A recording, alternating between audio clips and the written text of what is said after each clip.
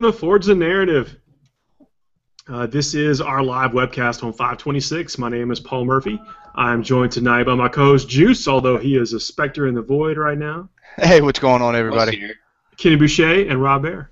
What up, guys? Hey, guys. How's everybody doing tonight? All doing great. How about you guys?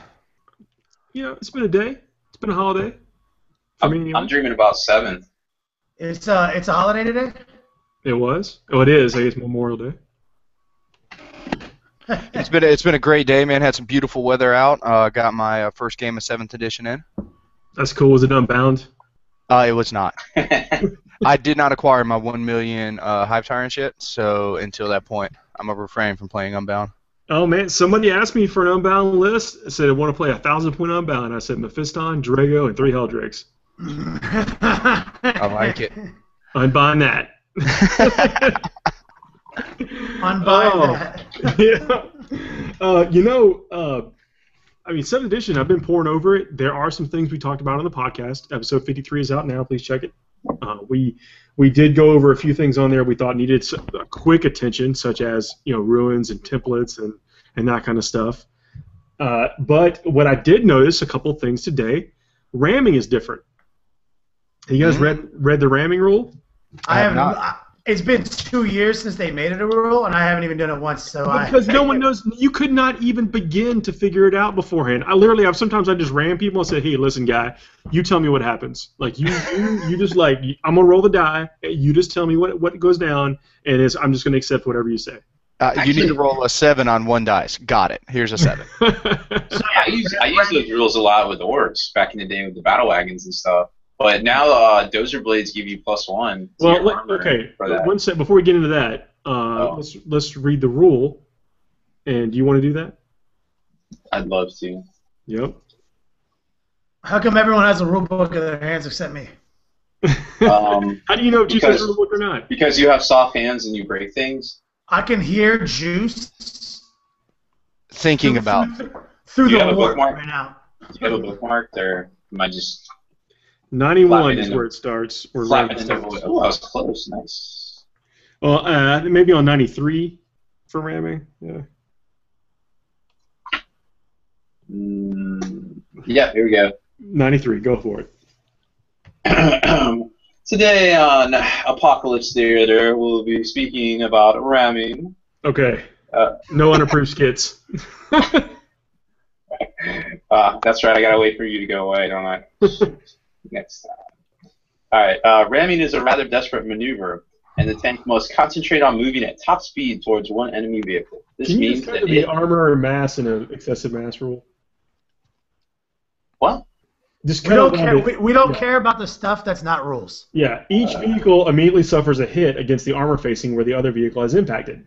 So the ramming vehicle always uses its front armor. The strength of the hits will often be different for different vehicles, and is calculated as follows for each vehicle. Armor, half the armor value rounding up on the facing that makes impact.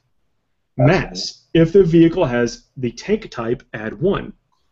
Excessive mass, if the vehicle has heavy or super heavy type, or as a building, add 2. So, for instance, a Land Raider with an armor value of 14 goes to 7. It's a tank. +1 goes to 8. All right. But if you have a dozer blade, like some codexes give, Dark Angels and Chaos Space Marines. And Chaos Space Marines get a +1. That's the rule for dozer blade now. For ramming. I am right on that, right? Is that correct? I think dozer blade gives you.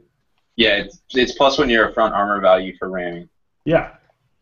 I guess Rob didn't realize that Forge the Narrative is more of an ironic name for our show. Oh, Juice, I see you. Yes. Hooray! Yep, I entered got done with my black ship early tonight, so I was able to join you guys visually. Nice. I like your new setup, man. It's fresh. Hey, appreciate it. Yeah. So anyway, ramming a little bit different, which is kind of cool. You don't have to fight. How far did that move? Can I go fully 18 inches? Yeah, let's measure out my 3, my 6, my 12, my multiples of 3s, and do calculus, and this is way better. Just like, you know what? I'm gonna do this. I'm gonna come in from reserve and hit you at exactly 18 inches. You just tell me what happens. I'm gonna roll this die. I want to I wanted to take this moment to comment on something that I'm a little upset about right now. Is that it's a two-part explanation or a two-part critique. The first thing is that Paul commented on Juice's new setup, but not my new setup. You have a new setup? I'm actually in a new location entirely. Juice is just on the other side of his kitchen. This is actually not my kitchen. This is the end of my black ship. It happens. I don't like the kitchen. I mean, whatever. Yeah. I mean.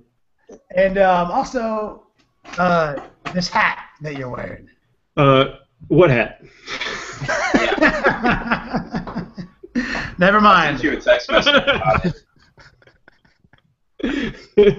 All I'm saying. Okay, and now the other thing I want to point out that's a minor change is something with the Warlord traits.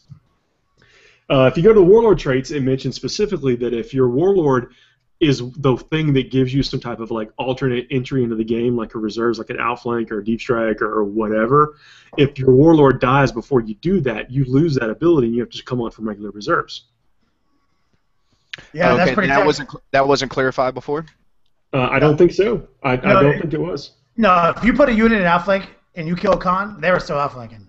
Oh, You know, I like it. Think about how loose stuff was. Like that's crazy. Does that mean that the staff of does that mean Lord of Unreality goes away when Fate Weaver dies? That means you don't get to reroll the Warp Sword chart after he dies. Ooh. Does that also mean you lose his all-time reroll when he dies? It doesn't specify that in these Warlord traits. It only covers the whole movement thing. And I could be wrong. Somebody want to check that out? Rob? Yeah, while you guys are checking that out, I'm going to give a bunch of shout-outs to Justin Troop, Sean Bailey. Thanks for tuning in, guys. Robert, Jake Shear. Who we got else here? We got Chris, Stephen Williams, Lamont tuning in, Stoner Steve. What's going on, everybody? Steve Williams says TPM's working on that beard and a hat at the same time. Got 4 votes for best hat on the team, hands down. Love it. As soon as we get a replacement for the one hat on the crew, this is good. This is going away.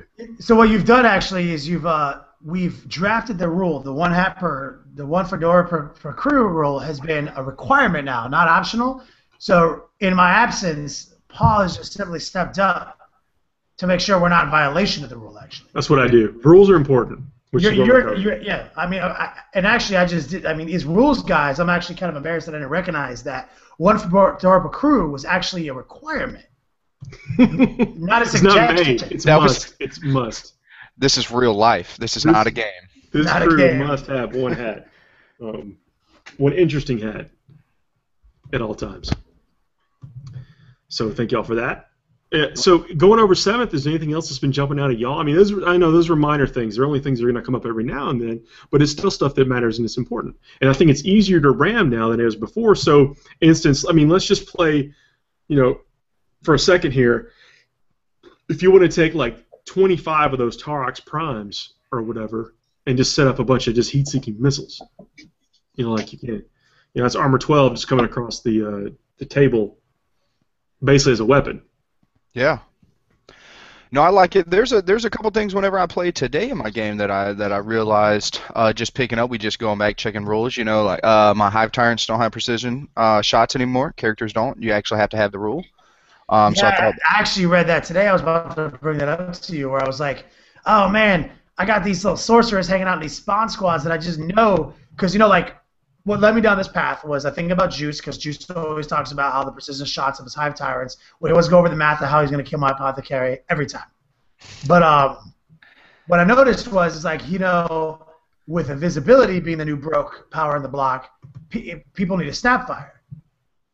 You know what I'm saying? So I was, I always think, 6 precision shots led me down this other rabbit hole thought process. I was like, man, he's just going to precision shot out my pathetic little 2-wound librarians.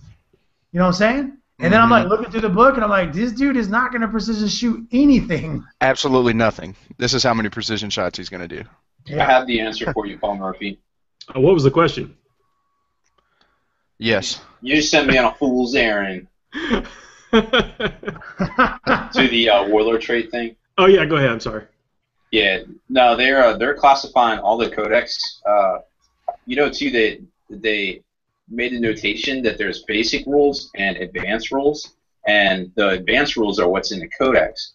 And they go back and they basically say any of the warlord traits, even the ones that are in codexes that aren't listed here, are locked into that. So if your warlord is removed as a casualty during the game, any abilities or special rules granted by his warlord trait, which I believe maybe his warlord trait is to reroll warp storm, right? Yeah, it's and also that's crazy because that means like obviously that's huge because I was wondering if they meant all abilities. So no, that means just like for the warlord trait. So that's new. I mean that's big for demons because demons have been like limping along in that for a long time. Right. And demons are obviously getting a boost, so they probably don't care.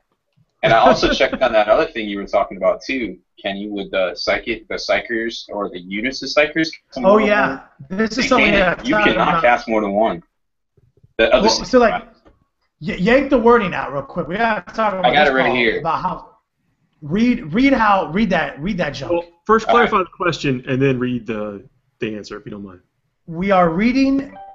We are discovering if psychers can different psychers with the same power can try to cast the same power. Right. So here's the thing. Assuming that you have enough warp charge points, you can alternate back and forth between the same psyker units in this way, but no unit can attempt to manifest the same psychic power more than once per unit per psychic phase. Yes. It goes on to say that like 50 more times. So what I took from that today after a long phone call with David is that if you put all the Farseers in one squad using Farseers as our example with the warlocks, and all the Farseers have fortune, you only get to try fortune once. That's exactly. I think that's correct. I thought you were going to say the other unit couldn't do it. But if all the Farseers are in different units, right, they can all try to cast fortune on the same unit. Yes, they're referring to a psyker not as the psyker is his own unit, but as the unit, a unit as a whole. This subtle wording simply is designed to break up psychic Death Stars. Yep. Yeah. I go with that. So Family of Gamers is hitting us up here talking about, hey, what's up, guys? Can you explain why you can't ally with yourself like it says in the Space Marine Codex? I think the Codex supersedes the rule, and so the Space Marines are still going to be able to, therefore making it special for those guys without having to do any funny detachment stuff. Are we aware? Okay, I was about to say that earlier today. That's my opinion. You guys feel free to contradict me. I'm saying that has literally been a line of text in the rulebook for many editions. That the Codex always supersedes the main rulebook. Can anyone locate that line of text in this rulebook? Yeah, actually now that's the advanced and basic rules. That's exactly right. It's right. Yeah, it's right. It's in the very first pages. Actually, it's in a box. I will find it. Yeah, I think that anytime there's going to be, it's basically the codexes are modifiers on the base rules. You ready? I got it. That's the way I look at it. So hit us with it. All right. So basic versus advanced. Basic rules to apply to all the models in the game, unless stated otherwise. They include rules for movement, shooting, and close combat, as well as rules for morale, which have been found on these pages. There are rules that you'll need for infantry models. Advanced rules to apply to all types of models, where because they have a special kind of weapon, blah, blah, blah, bulk gun, unusual skills, they differ to their something. I can't read that. The advanced rules that apply to a unit are indicated in an Army List entry. Army List entries can be found in a number of Games Workshop publications, such as a Warhammer 40K Codex.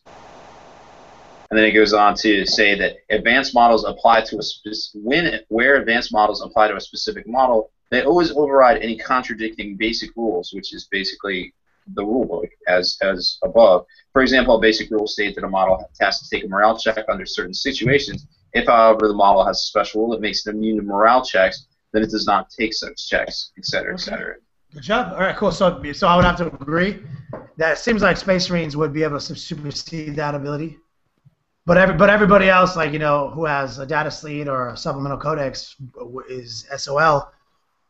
In this situation, I mean, SOL in a tournament that wants to restrict the number of combined arms attachments you're allowed to play with. I think that's folly. Like I think we talked about that a lot, and I had to make up the rules today for SpikeCon, and I'm like, it's 7th. There's no restrictions. It's 7th.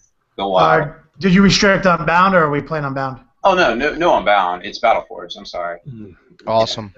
Cool. Yeah. So I agree with that. That's good to hear that the first tournament I'm gonna play in the 7th edition is coming from the heart. You know. Yeah. I think maybe 2 Farseers, Fugan, Crandris, and Jane Czar, and 5 Scorpions and a Raider might work for 1,000 points of Unbound. Oh, that's so clutch. I was like, dude, Juice and I were going crazy. Like, okay, let's talk about ATC. They're doing a vote right now for doing 7th edition. Oh, are they? So I think every team gets to vote. Did you get the email, Paul, to vote? I did. You know, my vote's 7th. Yeah, you voted. I mean, you voted. We all say 7th. So. Okay, I didn't get the email yet, but. So here's what Juice and I talked about. No, you didn't get the email because you're the team captain. Oh. It's one vote. Like he represented us. You voted for me, Paul, without my prior consent. All day, every day. Yeah. Oof. Yeah, you don't approve? I approve in this instance. Just this instance. I promise to never take the initiative and do something for you ever again. But what I was going to say, Paul, is so Juice and I were talking today. You know, we were like meandering around before he left because he's been here all weekend. We've been here at the new clubhouse, just chilling where we did the Durham Battle Bunker. The Durham Battle Bunker. Nice. And, we were meandering around this morning, just talking about the state of Tyranids and this and that, and we kind of said, hey man, this might be a cool opportunity to explore new armies, this and that. And then we talked about 7th edition for ATC, and I was like, man, you know what? This Night Titan is dead to me in 7th edition, and these Land Raiders are dead to me the second somebody gets a bunch of invisibilities off. You know what I'm saying? And I was like, what do you think, Juice? And Juice is like, what about Blood Angels and Grey Knights again? Mm-hmm. You know what I'm saying? So I'm like immediately hammered out a billion lists with Mephiston and Codias and Drago in the same land in the same Storm Raven. Man, I gave out a list today about like 10 Terminators with Codiaz and Drago and 10 Blood Angel Thunderhammer Stormshield Terminators. You want to hear something unique? You want to hear something? You want to hear a new rule? Something totally new that I also saw today while thinking about this. Yep. When you're in a zooming flyer, it has gone up to strength 10, not strength 9. When you crash. Okay. So it is to kill stuff that's 5, obviously. And here's the it's kicker. been strength 10. Yeah, it's been strength 10. A word. So, but here's the kicker. It is completely random wound allocation now. So you don't get to float down on Drago's Storm Shield. Yeah, the pillow of Storm Shields. Yep. You don't get to. It could be Codius. So, dead. You know? so to keep you going with some different rules that are coming out with flyers, I love the fact that they must have heard all my complaining. And GW specifically made this rule in there for me, no one else. But zooming flyers, if you get immobilized, now on the roll of a 1 or a 2, you're crashed, burned, down, pimped down. Yep. And then on a 3 through 6, they just take a crew stun result. So I love the fact, it just never made sense to me why an immobilized vehicle is just going to crash down, won't crash down. Absolutely. Like a jet fighter, you blew its landing gear off. Those dudes are dead. Yeah. Eject now. Yep. I'm clearing out some of these questions. I'm thinking that Jake says that we should all get these sombreros and be the 4 amigos. Yeah. Ooh. To be honest, if we almost had to change the name of the show. If they didn't keep on forging the narrative in this rule book. Yeah. Luckily, it's on a couple pages, so we can achieve it. We could have been the 4 amigos playing 40K. And stuff. That's the name. 4 amigos playing 40K and stuff. And other things well too. And other things well too. Yep. Because I like to think I do other things well too. I was grooming my cats earlier. I was going through the Demon Codex and stuff, answering a couple questions with our friends. Looking at FAQs. Does anyone have the psychic cards? Do the psychic cards outline? I got them. Do they outline who exactly gets what power still, or are we dependent on FAQs right now? We need FAQs. What it does, it tells us which codex has access to what powers, but it doesn't say like who gets what. And except for demonology. Demonology says like basically everyone has access to this. Who has access to the powers? It does say that, but still, we'll know. We know just from the way the codexes are written that not every psyker has access to everything. For example, I was on the phone with our friend McCaffrey today, and he was like convinced that horrors were going to be able to generate more units. I was like, you know, like everything in their codex currently is they only get Zinchian powers. So I would be shocked if the FAQ did not maintain that. But if it doesn't maintain that, then yeah, blocker 20 Zinch Horrors makes more Zinch Horrors, you know. Yeah, I agree with you on that. But so, no, we definitely, you know, we are waiting on a fag that says who gets what and what named characters get, like, you know, what disciplines that they got. Like the Grey Knights, we don't even know what the Grey Knights do. I mean, they get... Yeah, because they basically have these Santic powers. Well, right. And then, you know, Codiaz has two powers, but there's no Dark Excommunication in the new Santic powers. Codiaz is about to be more baller than he's been before. Like if he gets to keep Sanctuary. Let me tell you, he's gonna be in every single one of my lists. Oh yeah. Again. Well, that's kind of disparaging. I paid extra to get these cool collector's edition cards, and there isn't one of those keys in it to tell me who can take what. I knew it. I'm actually trying to find something in this rule book that, in a discussion at Hit Point Hobbies at my local shop here, we had the same talk. And actually, in the rule book, it says that if you are a demon, any psyker that is a demon. Oh, it does. That's what. Yeah, it does. It does. Like, I mean, that is super. And so, like, Kenny, I was on your right there with you. But after reading this, it's like if under those same pretext that pink horrors can only cast Zinch abilities, well, then that means that a greater demon can never cast demonology either, or a Fate Weaver or anybody else. Because it doesn't say that. Those guys, it's the troops that say, the troops. Horrors have their own thing. Right. Well, I think that we should not be freaking out and spending too much time on this because we just don't know. Okay. We already know it's the boogeyman. We know that if it works the way where everybody just gets demonology, it's going to be crazy. Yeah, I'm pretty sure that they did not spend all this time fixing the editions just to let that happen. And it's somebody there. Wait. Do you mean not letting people buy demons? Oh, they obviously want people to buy demons, but not super broken demons, because remember the whole demon thing with like the screamers and the flamers, everybody took them. Like they know they gotta watch this. Like this is a hot button issue. They're not gonna make this mistake. They're not. I hope so. I mean, I hope you're right. Here's the thing, me and Juice realized the other day. We started doing some like tactical fictional dice rolling for like psychic powers the other day, just so we can start like getting the psych out phase on lock. And I'll tell you what, man, if you got like 30 power dice and you're trying to make like level 3 powers convert every turn, by the bottom of turn 5, you're gonna like be down 3 psychers. Like, yep. I mean, it kills you so fast, dude. We did not play one dice instance where I did not perils trying to get invisibility off in my list. I believe it. Hey, hang on one second. Let's get back. Family Gamer's asking where he can go to request a list. Did we do that on the Facebook? I mean, you're welcome to like bring it up here, but hit us up on the Facebook or in a private message on there. It can be on the wall or private message, and that's where we handle all the Army List questions for the most part, because that's where we can spend some time going into them. Yeah, and recognize that we are not that good at making Army Lists right now. It's a lot of looking at Army List. We would not be very entertaining. But yeah, thank you for asking. Picking. Yeah, sorry, continue. Yeah, thank you for asking and bringing it up here, because it gives me an opportunity to say, hey, hit us up on the Facebook, Forge Narrative. Right now, all my Army lists are simply listing off my favorite guys and putting them in a Storm Raven. Yep. I love it. If they listen to the podcast, they already know that. Yeah. So I was thinking about. Go ahead. I apologize. So I was thinking about Super Friends all day with David, and David's like, "Can I just buy your Super Friends army?" Yes. I was like, "What do you mean?" He's like, "It seems like it's ridiculous." He's like, "It got better. The Rhino score, the Stalker score, the Thunderfire Cannon scores." He's like, "The guys on bike score, the Wolf Lord scores." He's like, and he is convinced. He's like, they are not, and I repeat, not going to FAQ the runic staff. He's like, they're gonna get a new codex in 3 or 4 months. They're not. They're gonna let it ride, dude. Like, he's like, I would be shocked. And I was like, dude, if you're right, oh my God, we are a non-psychic power dependent Death Star. Mm-hmm. And all these like psychic units, like blocking this, blocking that, like we exist without psychic powers. Yep. You know, and I mean, it's always just been gravy. Just been like. Then there's no more precision strikes, so. Yeah, they can't even mess with our fire, rather.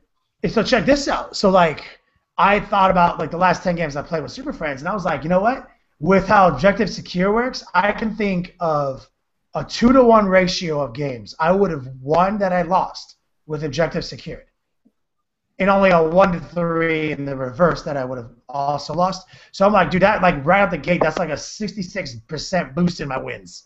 with the new rules. Looking over it, I thought the same thing. Like, this list is still just crazy. It's just good. It just does it. It just gets work done. It's resilient still. Here's my initial thought. So instead, we just go on demonology. We go on the sancting powers, and you just roll twice on that chart, and you only ever throw like you D6 a new power. I mean, like, you just throw one dice at it. 50% of the time, like if you have sanctuary, 50% of the time your guys have 2+ invulnerables, assuming they don't just throw all those dice at it. But like, you're just like, since I'm not gonna get a second power off anyway. When I do, I have 2+ invulnerables. Think about this though too. To combat that, they gotta throw 6 dice at it. So if you're just rolling like your whatever 2 dice, like I'm gonna throw this, maybe it matters, maybe it doesn't. They've got to do something about it. Yeah. Yep. I was like, damn, dude. So this, super. Continue. Go. Oh no. I was actually just going to. Didn't mean to derail off that. I was just actually reading here that Max was saying, bringing up about the difference between the BRB getting trumped by codexes. He's saying that the Knights book says that the Imperial Knights strike at the old D, where it just removed models and stuff. I apologize. Didn't mean to interrupt you there. No, that could be valid. His point was piggybacking on if we say the codexes trump all the rulebook stuff, then it specifically says how the knight strikes in the Knight Codex. Yeah. So that's actually a bonus there, because I remember Kenny, you and I were talking about how knights may not be that good, especially with anything that's that cost that pricey cost. Not. So what I think here is we have a more complex wording than we used to have. It doesn't simply say the Codex always has precedence. That is not even remotely what the rule that Rob quoted said. It said there was a basic rule. When the basic rule is like basically the rules on how something works. That they're saying this is how destroyer weapons work. That is a basic rule. That's like saying also like this is how a leadership check works. So if you have an older version of that, that is not that you are still quoting a basic rule.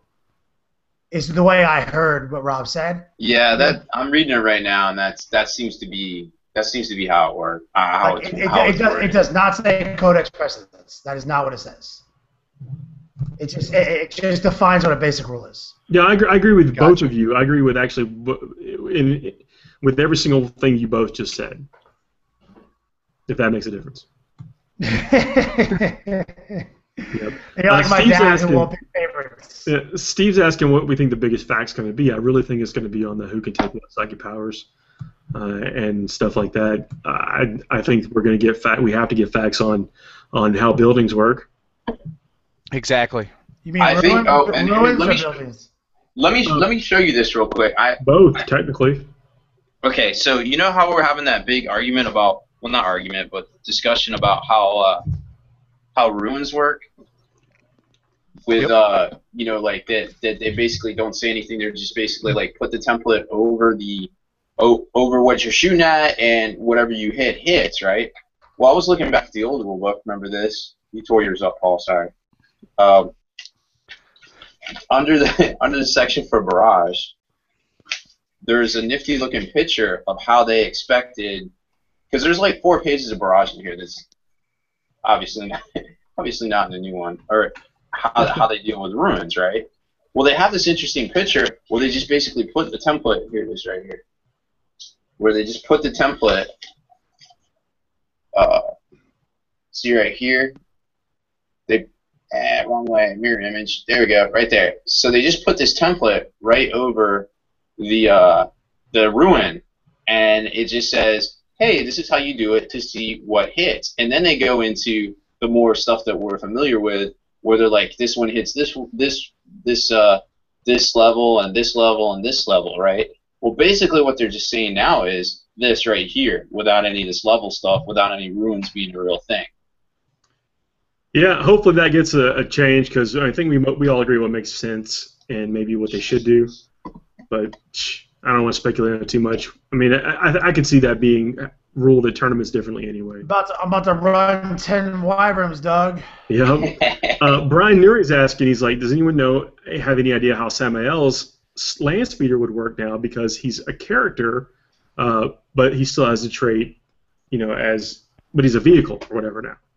And vehicles vehicle characters can't get warlord traits in the new rules. Oh. And the new world, you guys noticed the 4th warlord chart, right?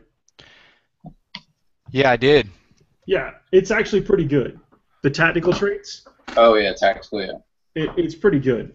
So what page is that on? So I can look at it because I 124. Yeah, and while you're going in with that, man, I tell you, I love the new personal trait. Well, let's address how do we think Samael's going to work?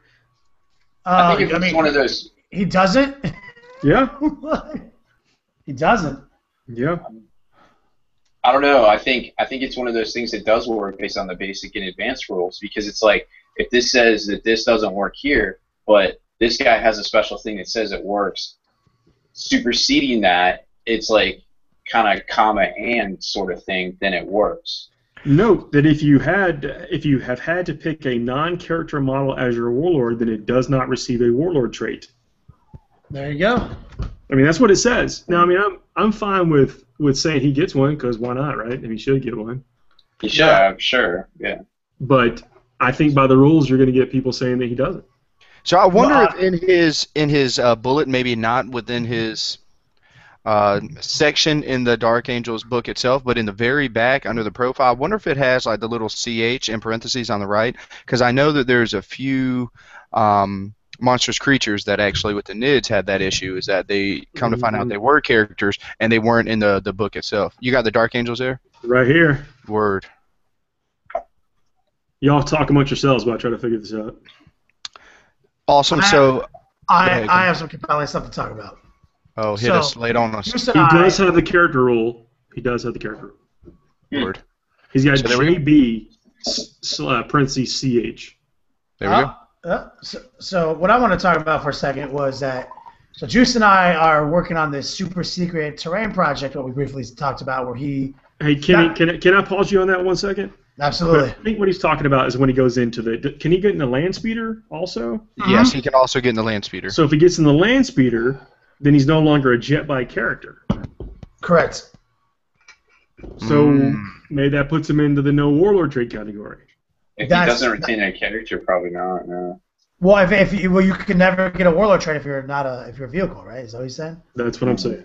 If you're not a independent character, a non-character model. So it's just one of those other situations we're in about needing those FAQs. GW, I know you watched the show. Yeah, and it says, should you choose to field Samael mounted in his land speeder instead of his jet bike, the following profile is used instead. Unit type, vehicle, fast, skimmer. Not character, not jet bike, not used to be this, not used to be that.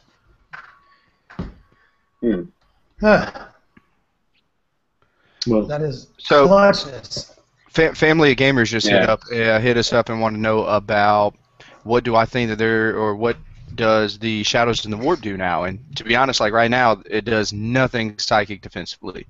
All it does is it lowers the Psyker's leadership, and so that can affect a Psyker in a couple different ways. If they're ever in a unit that has to take a leadership check, and they're the highest leadership at this point now, that the unit would probably take over in its leadership. So that has nothing to do with the psychic phase, but that's one thing that it can affect. Also, if a Psyker perils while within Shadows, and I think there's 2 or 3 instances under the perils chart where you have to take a leadership check or something else bad happens. Yeah, it's like a 1 and a 6 and a 5, maybe something like that. Like. So basically, in layman's terms, they have stripped away all psychic defense that the NIDS have had. Hopefully, with the new FAQ that'll come out soon, I have faith that we'll bring that back full circle. Agreed. So what I want to quickly touch on, I forgot it for a second, was the terrain. So like Juice and I found ourselves making a bunch of terrain the other day because we're trying to have a Forge the Narrative table here at the Durham clubhouse. And so we were like going through making all the super dope terrain. We were trying to take kind of that old idea of 25% of the tables in terrain, which is 800 square inches. But we started making so basically we made like four ruins, and then we made like 2 rubble, like 2 10 by 10 rubble heaps, and then a bunch of craters. And then I was like, wait, I think we're taking all the best types of terrain features. And then we started flipping through the book, and we're like, you know what? 7th edition is brought 4+ cover back. big time. Yeah. Like it's almost all 4+ cover, man. Like they're talking about like barricades and walls, ruins, craters that you go to ground in for 4+ save, rubble, which is essentially the new terrain, the new area of terrain, as it were. So I mean, like I said, in the 41st millennium, there are no trees. They show you all the pictures, and it's like basically all 4+ cover. This is like 5th edition for cover saves again. Yeah, so I feel like what they did, like if you go back to the terrain book, is they listed out basically all these different pieces of terrain that we play with every day, and it's a 4-up. And then it says, it's got a caveat in there saying, if any other piece of terrain that isn't named, basically, it counts as a 5-up. So people saw that, and it's like, oh, there must be a bunch of 5-up everywhere. But, I mean, as Kenny just said, like, it is literally 4-up everywhere. Tank traps are a 4-up, dude. Like, razor wire is a 5-up, but like, dude, like tank traps, rubble, defense lines, barricades and walls, ruins, craters when you go to ground them. I mean, like, there's so much 4-up saves in this edition again. It's like, it's intense, you know? All right, so Stoner Steve here dropped some on us and saying that if 8th edition is not a melee edition, I'm joining you in throwing cats as units. All right, so before we jump off the deep end to say that it is not a melee edition, this is how I feel about it. With how good invisibility is, think about the best close combat unit in the game. Envision it, whatever that may be. Maybe there's Thunderhammer Storm Shield Terminators, whether that's Spawn, whether that's anything else. If you invisible them, they will get across the board and do what they will murder people. They can't get hurt in close combat. They can't. I mean, so think about that. Like GW, because of there's so many shots in the game, broadsides, Tesla, everything, all these so many shots in the game, they had to make things viable. They had to make things live through a round or a couple rounds of shooting, and that's what invisibility will do for you. Yeah, no doubt. Like, I mean, honestly, what I think it's for is making some of your favorite units playable, because you actually can't make the best units in the game invisible. Like, you know, like our Super Friends squad, there's no way we can make it invisible and maintain the power levels of it. But what you could do is you could take just a standard squad of Thunderhammer Terminators, which is a pretty average these days, and you can make it like extraordinary. It doesn't take but a little luck to make a Thunderhammer Storm Shield squad be way above average. Like, sometimes you just don't fail those 3+. And if you get it to reliably be 2+, then you're well above average. Like, dude, like a Space Wolf army, man, like allied in with a Space Marine army with like Tigurius and a couple of Rune Priests, and like, Yeah. So what we talked about was a bunch of Power Axe, Storm Shield, Wolf Guard, with Tigurius and like 4 Rune Priest. You know, then that's a stout unit. Really. Yeah, really I mean, with invisibility being a 24-inch range. Psychic ability, like, to be honest, I feel like if you really wanted the Super Friends to be invisible, you could. Now, you would have to take somebody out to bring it. Yeah, I mean, there's no the range restriction. Well, they wouldn't be Super Friends anymore. Like, you would have to drop the Wolf Lord immediately. Like, I mean, like you would basically be Khan and a Chapter Master invisible. Like, it would be a different unit. I mean, yeah. So either way, not to get into logistics, but now, I mean, you could just easily ally in just to somebody else. You know what I mean? Depending on what you want to drop, maybe some from the shooting or anything else. It's just kind of where I was going with it. Right. Well, the thing that I have been reading in all the battle reports is that Objective Secure will make and break the games. So you can't, like, out the gate. You know, I'm getting a little cocky trying to rely on like 4 cultist units that are 10-man strong, but I'm like reading all this stuff online where they're like, what are you going to do when 3 Eldar Jetbike roll up on you now and their objective secured? Like, and you have 5 cultists left. Out of a Tyranid army. Yeah. Like, so objective secured is something that a lot of people are overlooking. They're getting a little cocky with the idea that everything scores. That's a good point. So Don S is hitting us right now. Is that a rule? Is the rule still that in a challenge, when it's many versus 1, do you still get a reroll for every extra 5 in the unit that you have, or is that no longer 1? I don't know the rule of that. I'll actually look it up now as well. But I do know that. I didn't see it either. I do know that challenge has changed a whole lot. They did. I'm So really digging the challenge. yeah, so now wounds bleed through on both sides. If you have a unit and the only person left in the unit is the independent character or the character that's in a challenge, and the unit has slaughtered so many models and there's still wounds, that character now has to take it, and vice versa. Oh yeah, you can't just challenge the bloodthirster with your sergeant, have him heroically die to protect the other 4 guys. They were all gonna die. Yep. Which is tight. I'm into that. But So, I had a question for you, Juice. Objective secured is for troop choices. Does the dedicated transport get objective secured? Yes. If it's from taken a out of the troops. Yes. So that means wave serpents are going to have objective secured. they're going to have that on lock. So we'll drop pods. So we'll drop pods. Ooh, I didn't even think about that. I like that. I mean, it's one of those things. It's like, yeah, can you kill a drop pod? Yes, but the things you have to kind of dedicate to kill a drop pod are kind of things you'd rather be shooting somewhere else. So Yeah, can you kill 9 drop pods? Is Yeah. what I would ask. Yeah. Let me just tell you, I am not about killing 9 drop pods on top of 70 wolves in front of me just to use as a go-to point like I played against 8 battle wagons earlier today. And most of the time, because of my maneuverability, I was able to hit side armor, but there were still 8 vehicles that I had to chew through that had 4 hull points and armor 12. It literally took me all 5 turns of the game, and there was still 1 left. And normally, and I have 12 haywire missiles, 2 haywire flamers, 24 strength. It was going nuts, and it's still it's a lot of hull points you got to grind out. Mm-hmm. On our warlord trait discussion, Lord Balog's come up with, guard tank commanders get warlord traits. I didn't think about that, but that's very true. But they get them in the codex specifically. Yeah, they do. Christopher Morgan brought up a good point here. It'll be a melee edition once the new BAs get their codex. Heck yeah! Heck yeah! So Yeah. Kenny, I know we brought this up before, but Twan wants to know what's the belt on Kenny's wall. It's from my brief time as WWF champion. How brief was that? Blackout matches, right?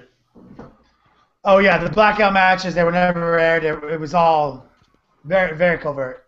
Yeah. But supposedly Goldberg lost his first match in a blackout match. Yep. I saw Macho Man Randy Savage beat him down in a blackout match. I don't think so.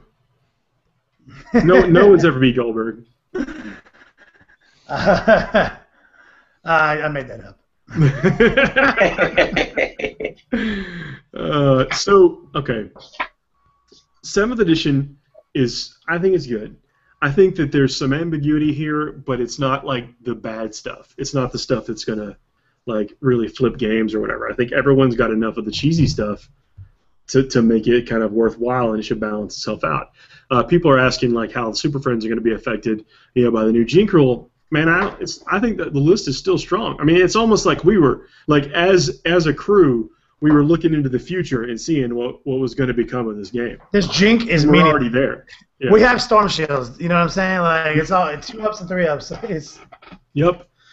So again, yeah, I'm looking forward to playing the list. Okay, I am looking forward to playing the list in 7th to see how things change. But I'm kind of also looking forward to a bunch of new lists that might be viable now, like we're talking about with dropping these drop pods on people, and maybe ramming people with 3 Land Raiders. That might be fun. Oh yeah, no doubt. I'm also if they don't change this Rune Priests, Super Friends are the best army in 40K. Well, yes, that is true. Yeah, but if everyone switches to that, then we'll be innovating something different. Yeah, we'll come up with Super Friends would be dead to me within 15 minutes.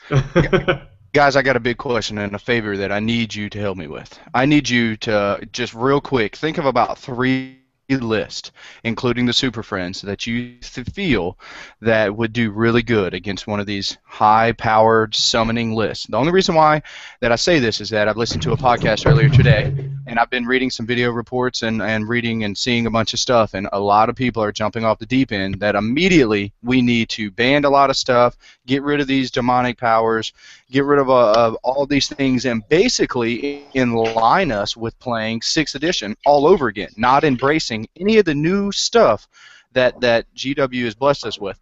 So real quick, just out of your mind, if I have, I got something right here. hit me right now. So obviously, Super Friends is I will kill all your stuff faster than you can make it. But here's my other thing: flyer spam. Like, the reason I say that is because all these dudes deep strike in. If I just get up in your grill, like, baglow, and I just start shooting you. You're not going to have 12 inches to put them down. Dude, man, I could people are like, oh, I'm going to choke out a flyer. I'm going to use a flyer to choke you out. Like, good luck putting all your guys deep striking down when they're just going to mishap into oblivion or whatever. If you don't have anywhere within 12 inches to put them down, I'm thinking like a nice size, like 6 nice ice again. I'm thinking 4 Helldrakes and 120 zombies, like, Paul Murphy's been talking about. Like, I mean, not to mention that 4 Helldrakes is just going to kill all your pink horse. You know what I'm saying?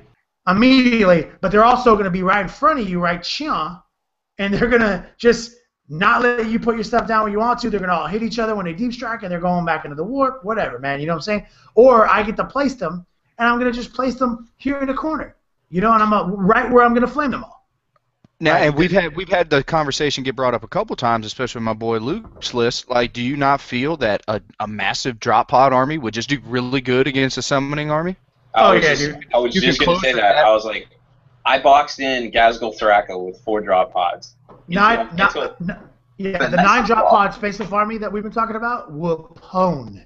That's the PWN. Will pwn this army. Keep this in mind too. You got all these people freaking out that I got all these dice. I'm gonna throw 10 at it. Okay, well let's look at the math on it, because you roll 10 dice at a warp charge 3. You've got a 94% chance of success getting off enough force. That's not taking into account somebody rolling 6s back against it. But here's the problem: you have a 51% chance of paralysing. Yep. So, and keep in mind that if you have all those heralds and things in the same squad, you can only cast this once. And chances are they're not going to give that to Blue Horse. So I don't think this list is going to work the way everybody's freaking out about. But yeah. So, and I just want to go with my statement here is that I am not trying to down anybody who's playing that. One of our good buddies, Mike McCaffrey, we keep bringing him up, is going to play that list. And I'm not bashing on him for doing it. I am instantly seeing knee-jerk reactions from the interwebs of people just saying they hate 7th edition because of how powerful this tree is and how powerful things are, when I feel like if people would just actually play against the game, put some of these lists down, it's not going to be. I agree. I don't put us in the Stone Age of 40K. Just embrace 7th edition. Let's actually figure it out, like, on the table. Like, and like when you're in a situation where you're getting beat by something like this, it's crazy. You'll find a way to dig out of it. That's what we do. Maybe not today, but let's like we said, let's not port over our mistakes. Let's not repeat the mistakes of 6th edition. We have this edition because of all the mistakes we made as a community, all the intimidation, all the fear, trying to sprinkle in homebrew rules on top of rules. Like that was on us as a community. Let's not do that. Yeah, I agree. I mean, but the reason I don't have any beef with the demon summoning army, because I just don't think it's that, like, I mean, I think it's amazing. I think it's a strong, viable army, but it doesn't seem harder to kill than Seer Star. Agreed. It doesn't seem harder to kill than Wave Serpent Spam. I think bringing in summoning all those creatures might be fun to do. It might be fun to play against. Might be fun. Yeah, and just like I've was talking with somebody earlier, it's like that army just doesn't have the offensive output or necessarily the close combat output that some of these other armies are gonna have. So one of their main defenses for everything is to be able to spawn a bunch of stuff. So why take that away from them? Because I'm gonna play a list that I have 7 MCs that you're not gonna be able to shoot down, that you're not gonna ground, that you're can't even interact with. This is what I'm gonna do. I'm gonna take Cody as out of the Inquisitor book and make him into a Bloodthirster. Boom. First roll of every game. Check this out. Like, rolling it. I'm going to check it out. So check out. So everyone knows about the Spawn Tide army. I've been kicking around with my 10 Spawn and my 4 Sorcerers and my 2 Helldrakes and my 3 Malefiends. I roll up against somebody trying to put like 200 hordes on the table. Like, when I roll up, they're all demonology, man. When I roll up on them and I get my multi-charge off, I'm about to make 100 hordes take a -10 instability check. That's a great point. I didn't even think of. It's like that's how they have to have so many more of them because you could just pull 100 off in a time. You're gonna get so out of position. You're gonna get so out of position because you have no movement phase when you're doing all that stuff. Like you move, then you summon everything, and then like a bunch of let's just say like 2 fast units of Nurgle spawn and 3 Malefiends coming in to cut. They're gonna assault you immediately. I will be able to assault you. Get the guys into combat you don't want involved, and I'm going to be able to just combat res you out. And so, I mean, I just don't see this army being unbeatable. I think it's good, and I think it's strong. That's it. So my last thing, I don't want to... lot to freak out about. Sorry, but you're right. In practice, it's going to be way different. Sorry, go ahead, Juice. Yeah, and I don't want to feel like I'm going out on a tangent, but I might be kind of going on a tangent. But so I was listening to someone earlier, and they said, oh, you cannot allow armies or tournament players to have 2, a primary and a combined arms force. That you just can't do it. We have to limit that, and we have to limit everything. And it's like, if not, then people are going to come up with 6 Wraith Knights. Oh, they're going to have 4 Riptides. Like, please, that was in 6th edition, 6 Wraith Knights would have been the most OP thing ever. But let me just tell you what, my MCs don't care about 6 Wraith Knights. An invisible unit doesn't care about Wraith Knights. Like, if that's what you feel, like that's what you think the best army is at 1850, bring it. You know, like, don't, just because something was so overpowered and OP in 6th edition, that does not translate over from what I can tell right now. It's like what we were joking about today. That guy, he just wants to play 6th edition. Yeah. Or 5th. Like, or 5th. Like, you know what, dude, it's 7th edition now. Just play the game. Let's play. Like, let's take one. Like we say this all the time. Let's take one more step back from the win, from the need to win, and let's take another step forward toward enjoying our miniature game that we've devoted 1 billion hours of our life to. Yep. I agree with so to get back to some of the guys who's posted up questions right here, we got Lord Ballock says from the book on page 26, Psychers from the Grey Knights can manifest Sanctic powers as they would any other psychic ability, but they cannot generate malefic powers at all. And that's exactly right. 28, yeah, I agree with that. Yep. Yeah. And that goes into the Inquisitors, out of the Inquisitorial book, don't seem to have that restriction. I may be wrong, though. I don't think they do. We definitely are. We're waiting for these GWFAQs. They were so good about them in 6th. I'm a little shocked it's taking this long. Yeah, I thought they would be up Saturday night. I really did. I did too. I think last time they came out before the rules dropped. Yeah, I think last time they did. I'm getting a little nervous. I'm not even going to continue making army lists because I feel like the Rune Priest is all I need. Yeah, that's basically it. I haven't been doing any real serious brewing yet, other than the wish listing and like putting all our favorite guys in Storm Ravens, because that's just going to be fun. We know that works. We know how that works, but I'm not getting too like intricate with any brand new fresh army designs until I see some facts. Absolutely. Gotcha. So Steve Bruley here says he's got a question for the flying MC experts. And I just lost it. Okay, here it is.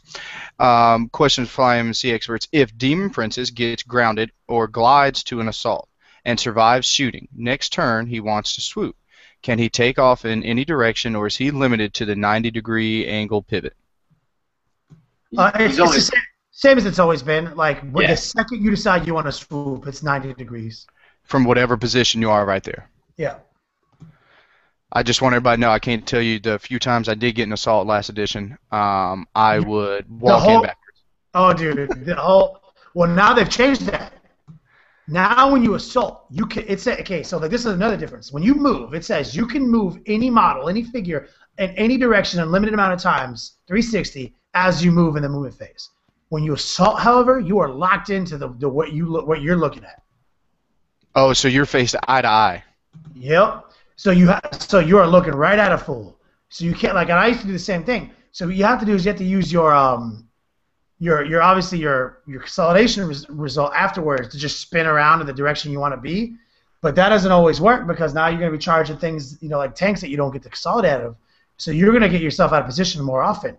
Is that called the murder shuffle? That is the murder shuffle. Okay. It's when you roll a 5 out of a d6. And rather than get into position to charge Paul Murphy's Valkyrie Vendetta, You choose instead to do a 360 dance move in the crater in which you just killed 20 guardsmen in 4 turns of combat somehow. Mm. You think it was a breakdance move? He's not quite dexterous enough to pull out a backspin, but it's a shuffle. Oh, so frustrated with that situation. Yeah, I was like, I have exactly 5 attacks and you have exactly 20 guys. I wonder how long it's gonna take me to kill them all. Yep. It's so planned out. I'm like, I'd say I still got this game. I'm like, well. And then the unthinkable happens. Yeah, there you go. 5 hits, 5 wounds. That's why we play the game. That's literally why we play the game. So.